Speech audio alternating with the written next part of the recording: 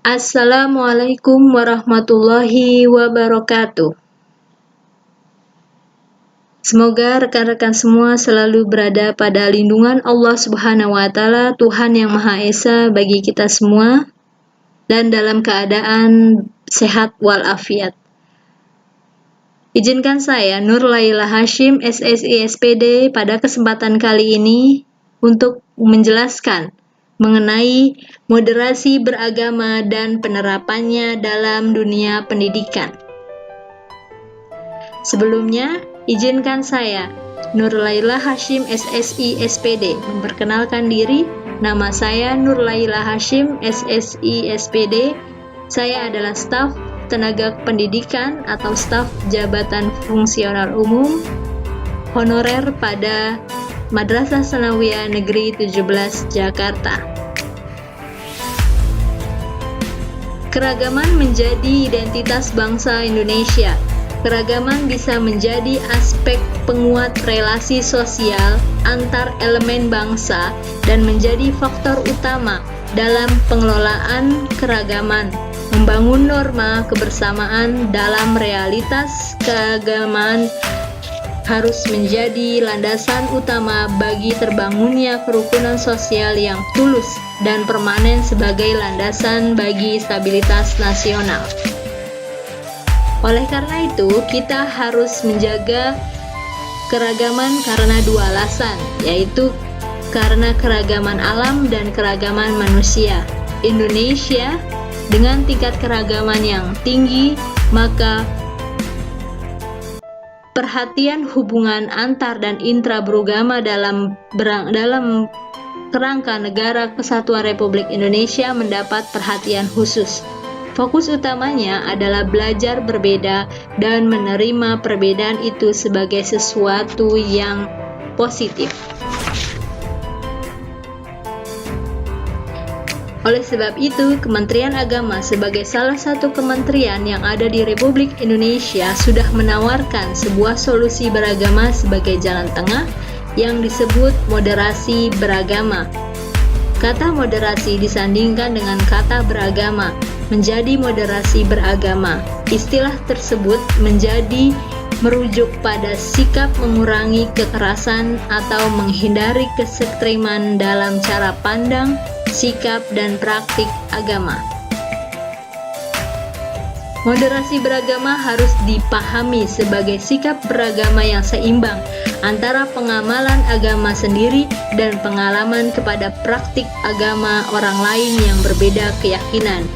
Berikut menurut Edi Sutrisno dalam aktualisasi moderasi beragama di lembaga pendidikan. Dalam buku moderasi beragama yang diterbitkan oleh Badan Litbang dan Diklat Kementerian Agama tahun 2019 membuat analogi moderasi beragama sebagai gerak dari pinggir yang selalu cenderung menuju pusat atau sumbu sentripetal. Berlawanan arti dengan ekstremisme, yaitu gerak yang bergerak menjauhi sumbu menuju sisi terluar dan ekstrim. Ibarat bandul jam, ada gerak yang dinamis, tidak berhenti di suatu sisi luar secara ekstrim, melainkan bergerak menuju ke tengah-tengah. Lalu, mengapa moderasi beragama itu penting? Ada 4 hal yang mendasari moderasi beragama itu penting.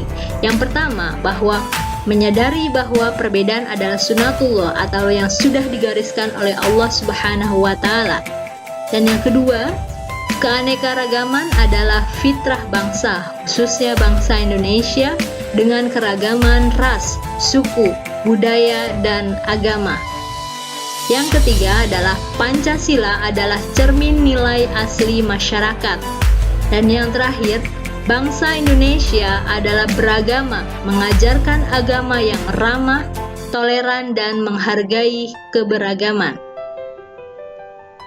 Oleh karena itu, dari mana sumber moderasi beragama di Indonesia?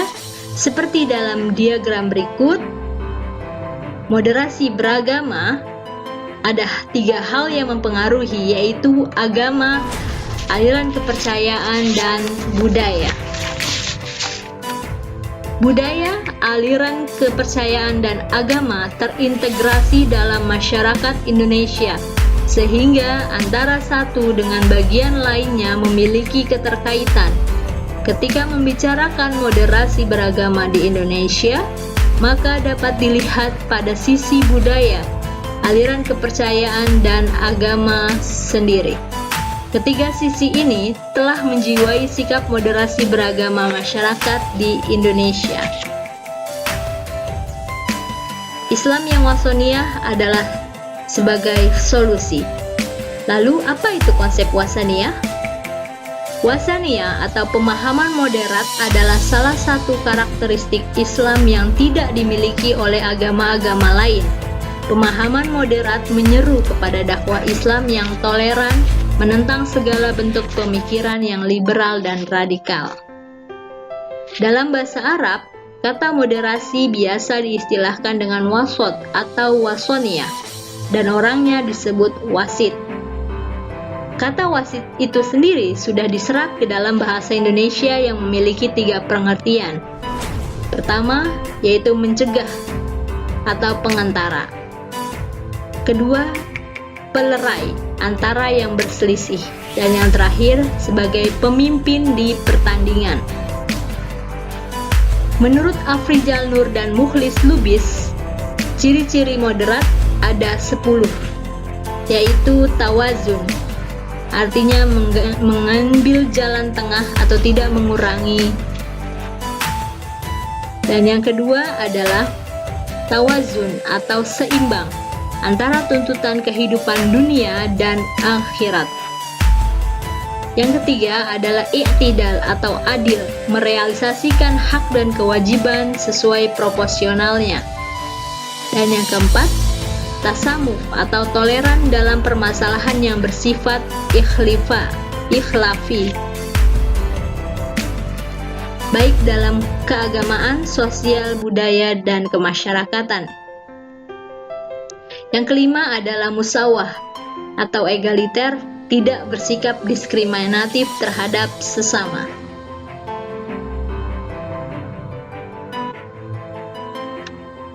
Yang keenam adalah syuro atau berdialog atau bermusyawarah dalam menyelesaikan masalah. Yang ketujuh, islah, reformasi, mengutamakan perbaikan dan kemajuan demi kemaslahatan umum. 8. Aulawiyah atau memprioritaskan hal-hal yang terpenting dari yang kurang penting. Yang ke-9 adalah tatawur wal ibkhor, artinya dinamis dan inovatif.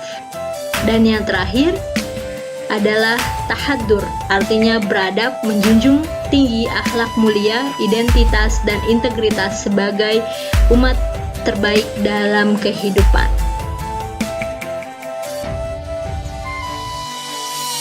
Implementasi moderasi dalam lembaga pendidikan.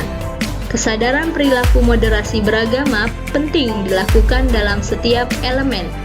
Tentunya disesuaikan dengan tingkat pemahaman dan kondisi masyarakat. Postur organisasi pendidikan pada Kementerian Agama Republik Indonesia merupakan lembaga yang dapat menjadi media strategis dalam membumikan moderasi beragama. Lembaga pendidikan Islam secara khusus memiliki potensi yang lebih luas untuk memasifkan sikap moderasi beragama. Menurut Direktur Kurikulum Sarana Kelembagaan dan Kesiswaan Madrasah Kementerian Agama Republik Indonesia, A. Umar menjelaskan bahwa modul moderasi beragama untuk siswa RA Raudatul Atfal dan Madrasah siap digunakan pada tahun ajaran 2020. Beliau mengatakan, modul ini hadir sebagai panduan guru dalam rangka memperkuat karakteristik moderat siswa.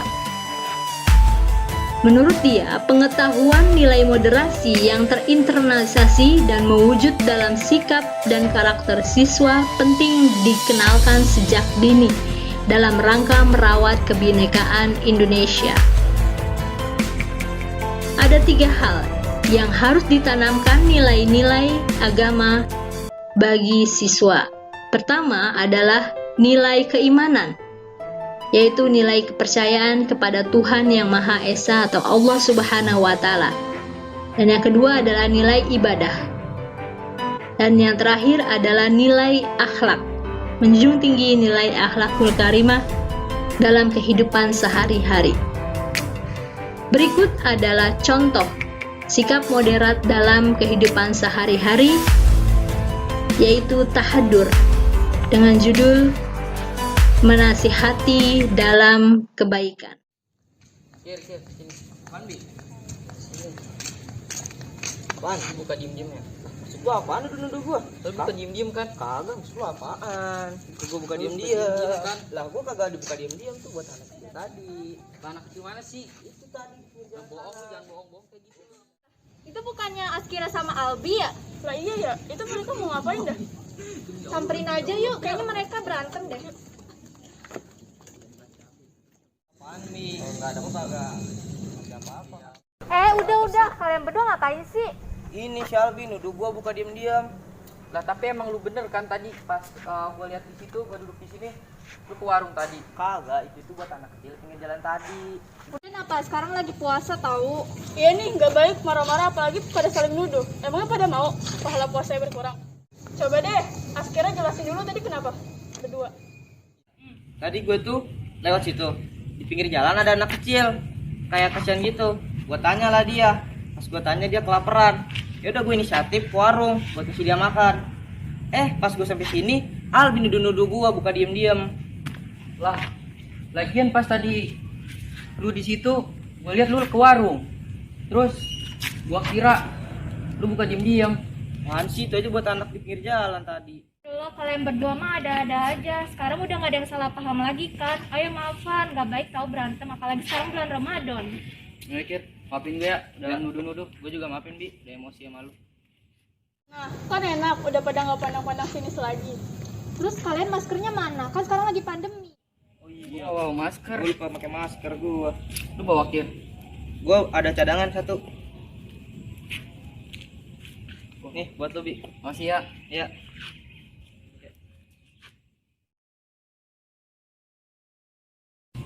Yaudah, makasih ya Mas, udah ngingetin kita berdua. Iya, sama-sama. Udah jam segini nih, udah pengen maghrib. Pulang yuk. Yuk, pulang bareng, Bi.